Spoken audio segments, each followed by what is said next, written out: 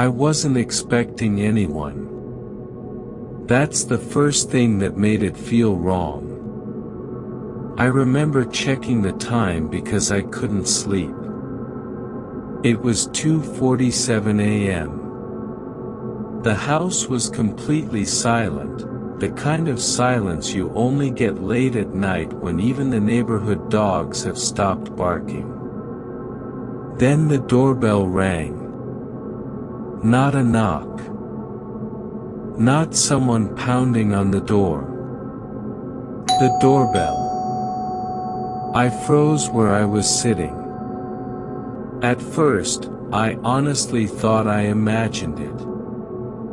When you're tired enough, your brain can play tricks on you. But then it rang again. Same tone. Same length. Calm. Polite. Like whoever was outside expected me to answer. I was home alone that night. My wife was out of town visiting her sister, and I'd stayed behind because of work. It was just me and the house, a small two-story place in a quiet suburban neighborhood. Nothing fancy. Nothing old or creepy. Just normal. That's what made it worse. I stood up slowly and muted the TV. The sound felt too loud all of a sudden, like it didn't belong in the house anymore. The doorbell didn't ring again. I waited. 10 seconds. 20. Nothing. I remember thinking, maybe it was a package delivery. Even though I knew that made no sense at almost 3 in the morning.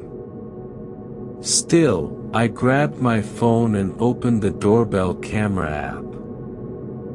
We'd installed it a year earlier after a string of car break-ins nearby. I never really expected to use it. The live feed loaded.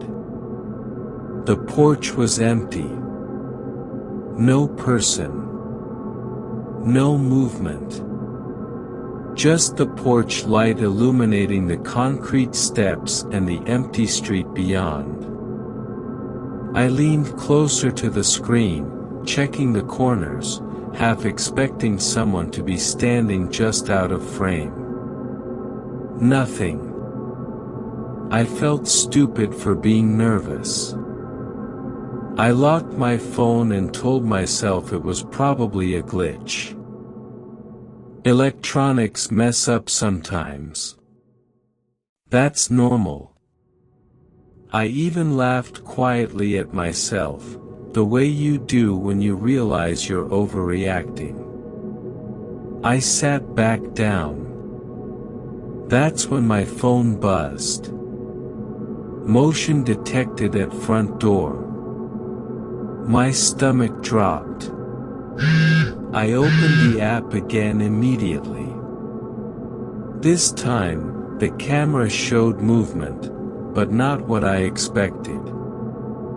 Someone was standing just outside the edge of the frame. I could see part of a shoulder.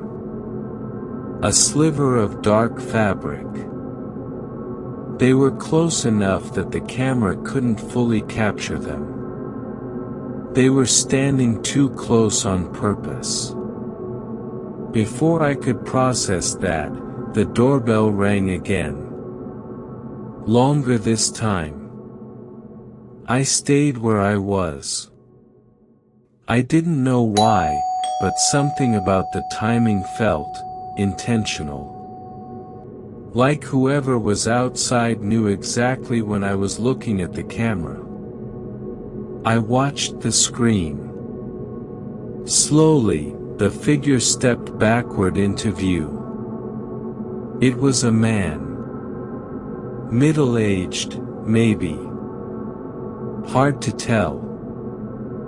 He was wearing a dark jacket and a baseball cap pulled low over his face. The porch light cast shadows that hid his eyes completely. He wasn't smiling. He wasn't frowning either. He was just staring straight at the camera. The doorbell stopped ringing. The man didn't move. I realized then that he hadn't knocked. He hadn't tried the door. He hadn't even looked around. He was just waiting. I should have called the police right then. I know that now. But at the time, my brain was trying to find a normal explanation. Maybe he had the wrong house. Maybe he was drunk. Maybe there was some innocent reason he was standing there at almost 3 in the morning. So I did the stupidest thing possible. I spoke through the camera. "Can I help you?" I said. My voice sounded too loud in my own ears. The man tilted his head slightly, like he was listening. Then he took one slow step closer to the door. Close enough that his face filled the frame. Still no expression. He didn't answer. Instead, he raised his hand and pressed the doorbell again. Once. I felt a cold wave move through my chest. "Who are you?" I asked, my voice shaking despite my effort to sound calm. The man leaned forward slightly, his mouth almost level with the camera microphone. And then he spoke. "I think you know why I'm here." The sound quality was terrible, distorted by the cheap speaker. But I heard it clearly enough. It wasn't angry. It wasn't threatening. It sounded familiar. I stared at the screen, trying to place the voice. "Wrong house," I said quickly. "You need to leave." The man didn't react. Instead, he looked past the camera. Past me. Toward the side of the house. That's when I realized something that made my hands start to shake. He wasn't alone. I hadn't noticed at first because the camera angle didn't show much of the driveway. But now, I could see movement in the reflection of the front window. Another figure. Standing near the garage. My phone buzzed again. Motion detected, side yard. Then another notification. Motion detected, backyard. I backed away from the front door without taking my eyes off the screen. I locked the door. Then I locked it again, even though it was already locked. My breathing had become loud and uneven, and I had to force myself to slow it down. "Leave," I said, louder now. "I'm calling the police." The man at the door smiled.